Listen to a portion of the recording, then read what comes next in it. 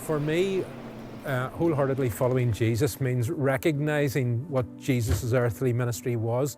And it was out in the community, and it was helping people to get a right understanding of who God is, what He is, and a right idea of God's kingdom.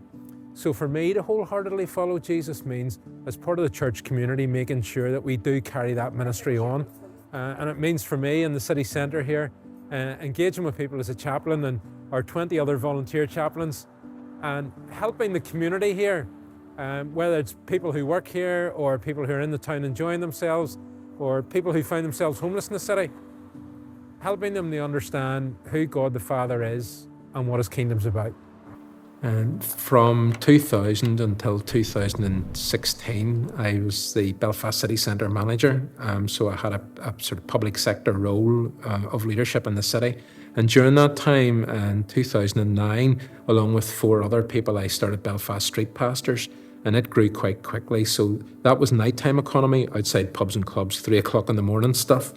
Around 2013, I started to get a sense of burden for ministry to people who were in the city during office hours, during the daytime. There was lots of witness at night, but nobody was doing anything during the day. I spoke to the chairman of the city centre management company and said to him that I was thinking this, and he said to me, well, you can either be the city centre manager or you can be the city centre chaplain, but people won't accept you as both. And that led to a process of prayer and discernment, where ultimately in 2014 I candidated for ministry on a very specific proposition of this type of ministry. This mission work is a continuation, I think, in very real respect of Jesus' community ministry of explaining God and His kingdom. But spiritually, the parable of the vine and the branch is really important to understand in this. The work that we're doing is the power of God at work in the city through us. We're simply branches off the vine, and it is all of that growth and renewal and recreative power of the vine that's at work through this mission project. The minute that any of our chaplains or I become detached from the vine, it will simply be unsuccessful human endeavour. Surprisingly, we're finding that nearly everyone is very, very open to us and pleased to talk to us, and they want to have conversations. So I walked into one retail environment recently, and one of our female chaplains was standing with a lady who works in that retail environment, and the lady had her head in the chaplain's chest, sobbing her eyes out, and the chaplain was just holding her.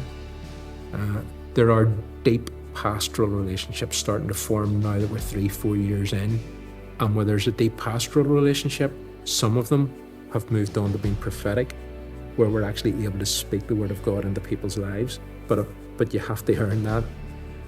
You have to earn that. I think too often the church just preaches at people. That's not what we do. We go in and we build a relationship with them. They decide when it becomes pastoral, and they decide when they allow us to speak into their lives.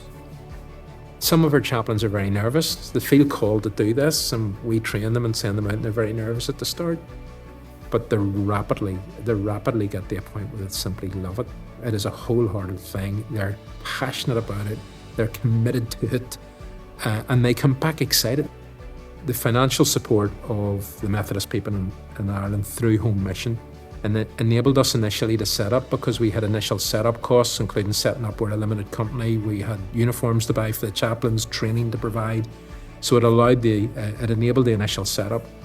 Now, 4 years in, that financial support through Home Mission is enabling us to grow. Home Mission pays 50% of the cost of a part-time development officer, our first employee. And with 20 chaplains now, we really require that bit of human resource to push the chaplaincy on forward. It simply wouldn't be possible without the funding from Home Mission.